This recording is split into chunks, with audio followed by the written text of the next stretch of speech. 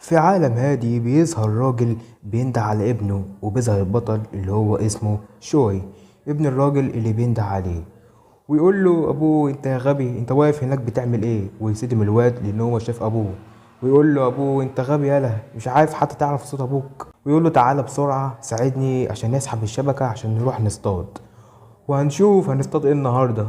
وهيوريه حاجة تعجبه، وشو بيفكر ايه هي الحاجة اللي عايز يوريها له دي، ويروحوا يصطادوا ويضحكوا ويرسموا على المركب، وبعد كده بيخلصوا ويقعدوا على الشط. وبيشوف شوي سمكة حمراء، بيقول لأبوه على السمكة دي، بيقول له يجري وراها، اوعى تسيبها تهرب يا. ويجري وراها السمكة في البحر، ويلاحظ ان السمكة اختفت ومفيش اي سمكة في البحر، والبحر فاضي خالص مفهوش ولا سمكة واحدة. ويلاحظ برضو ان جسمه ما بيتحركش في البحر، فيطلب من ابوه المساعدة، ويطلع للبحر ملاقيش ابوه في المركب، وبيستغرب. وبعدين بيصحى وهو متكتف على المركب، ويقول هو انت كنت بتحلم بابوك؟ ويقول لهم شوي انتوا بتعملوا فيا ايه؟ ويضحك الراجل ويقول ان تشانج ذكي جدا عشان خدع الواد عشان يدلهم على مكان، لكن هم استخدموه كطعم للوحش. ويقول الراجل انه فضل يراقب المكان لما كان هو نايم هنا، ويقول شوي بان ده حلم تاني، طبعا عشان هو مر شهر على وجوده في العالم ده بعد ما صاحب الجسم اللي عايش فيه هو مات بسبب مرض كده. وبعد كده انتهى الامر جوه جسمه، والروح الاصلية اللي كانت عايشة في الجسم امه ماتت، واللي رباه هو ابوه، عشان كده هو اللي حلم فيه في الاول. وقبل 3 شهور مات الأب بسبب مرض عنده في الجهاز التنفسي، لكن المشاعر فضت في القلب، عشان كده هو حس بالمشاعر دي. وبعد شهر حاول يتأقلم مع العلاقات اللي كان الشخص يعرفها اللي هو كان عايش في جسمه الأول، وبعد كده بقى طعم للوحش، وعرف إن العالم استثنائي، لأن في ناس بتتدرب عشان يوصلوا لحالات مدهشة، ودول بيبقى اسمهم الصاقلون. مش البشر بس اللي بيتطوروا بالتدريب في العالم ده، لأ، ده الحيوانات كمان بتتطور مع التدريب. ويقرب عليهم الوحش ويقول شانك إن هو جاي أهو، فبيلف حواليهم في البحر، وبيخرج من البحر ويتصدم من شانك من الوحش، ويقول إن محدش قال إن طول الوحش ده نص متر، وبيكسر عليهم المركب وهما مش عارفين يصطادوه ازاي. وبيتصرف تشانج ويقول إن آن الأوان، ومن بعد 10 سنين من التدريب إنه كان مستني اللحظة دي من زمان. ويروح تشانج يضرب الوحش ويقول إن ضربة واحدة هي اللي تحرك العالم، ويضرب الوحش. وبينصدم شوي، والراجل بيقول إنه مش عايز يموت هنا، ويقوم غارس السكينة في إيد شوي ويرميه في البحر. ويحاول يفك إيده شوي، لكن بيفضل يغرق ويغرق لحد ما ينزل للقاع. فبيسمع صوت أبوه وهو بينده عليه، وبيشوفه قدامه وهو بيقول له يلا قوم. فبيمدله إيده ويساعده، وبيمسك في إيده وهو بيطلع ماسك في المركب.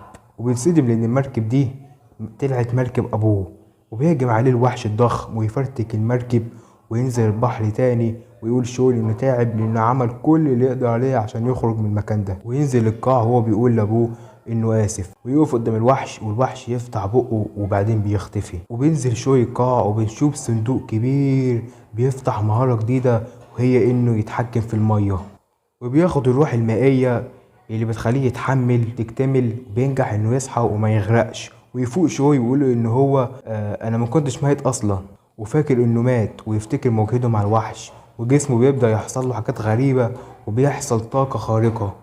وبيقول ان هو ليه حاسس اكنه ماشي على ارض صلبة قوية مش مية ابدا، وبيكسب المهارة ان هو يتحكم في المية، والمهارة دي بتخليه يتحكم بكل حاجة في المية حرفيا.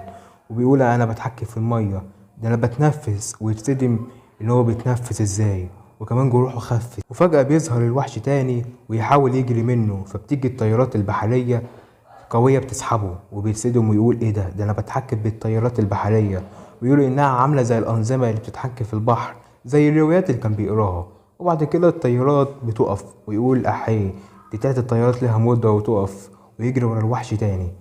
ويقول انه محتاج مهارة تخليه يتحكم فيه، بيلاقي مهارة تعويذة اسمها تعويذة السيادة الدموية، دي بتخليه يتحكم بالروح المائية، ويفعل المهارة. ويقول انه لازم يشل حركة الوحش ويقرب من الوحش عشان يتحكم فيه ويقاومه.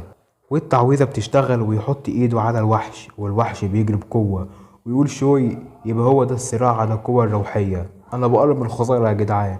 ويفضل رافع ايده ويقول انت يا وحش، انت بقيت تحت طوعي. وبعدين بيخرج من المية ويفضل على الشط، ويقول انه في الاخر خلى الوحش تحت حكمه هو، ويقول روح انت ولما عاوزك ابقى انده عليك، ويمشي الوحش. ويقول شوي انه عايز يروح بيته عشان ياكل لقمتين ويرتاح من المخمضة اللي كان فيها. وبيقول انه بسبب حظه الذكريات اندمجت معاه وبقى عارف مكان البيت وانه مش بعيد قوي عن البيت. وبعد كده بيجوا تشانج ورجالة تشاو بيدوروا على شوي، فبيسأل الشخص عن مين دول ورايحين لمين، بيقولوا رايحين لبيت شاو. يرد عليه واحد ان ده تشانج ودول رجالة قصر تشاو، والواضح كده ان شوي في ورطة كبيرة. ويرد واحد تاني ان شوي في ورطة، مش ورطة، دي مصيبة كبيرة. ويوصلوا رجالة تشانج لبيته ويدخلوا عليه ويقول الراجل المجنون انت ما متش. يقول له تشانج هو ايه اللي ميت؟ انت ليه بتتكلم عنه؟ هو انت ليه على طول بتجعر كده من غير تفكير؟ اسكت شوية.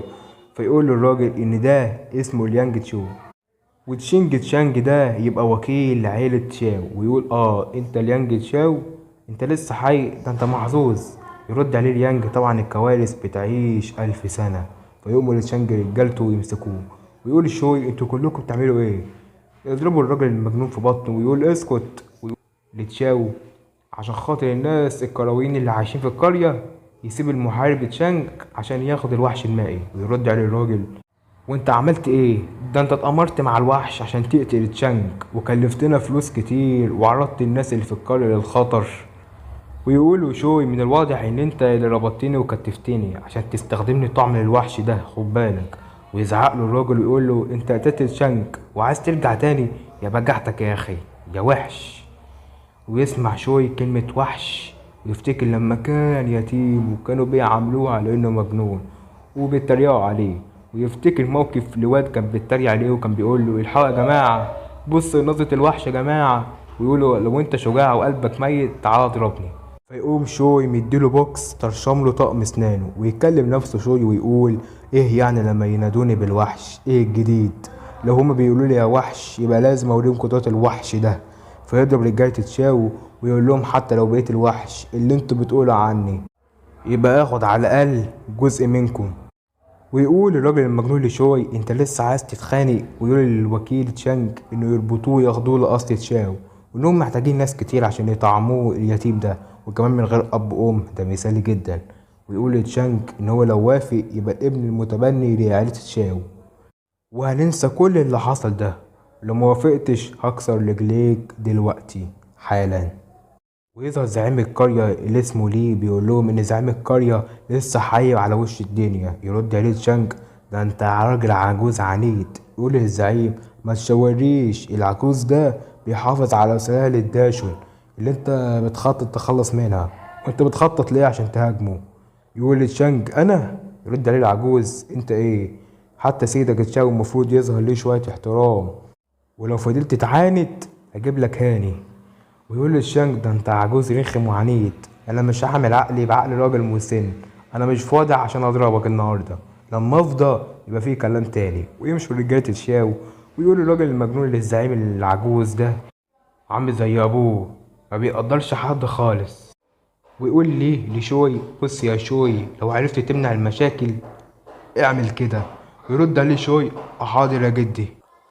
ويمشي شوي مع جده ويقول للناس خلاص يا جدعان الخناقه اتفضت وسعوا كده عشان نعدي. ويمشي ويقول شوي ان نوع من الحالات دي ممكن تحصل تاني في المستقبل، وجدي اللي هو زعيم القرية انقذني المرة دي، ويا عالم هينقذني تاني ولا لا. عشان كده انا لازم ابقى قوي عشان اعرف اواجه اي حد واخد حقه مني، اخد حقه مني. وبيكتشف عنده جواهر الماء وبتتطور عنده ميزة الحيوان الأليف بنسبة 1 بوينت. ويقول ايه ده؟ ايه جوهر الماء ده؟ والمهارات اللي عنده بقى مفيش فلوس خالص، ميعرفش يتحرك، عنده جوه روح الوحش المائي. وده كان ملخص أول 3 فصول من القصة دي من المانجا دي. ولو عجبك القصة والمانجا اعمل لايك واشترك في القناة واستنى الفصول التانية.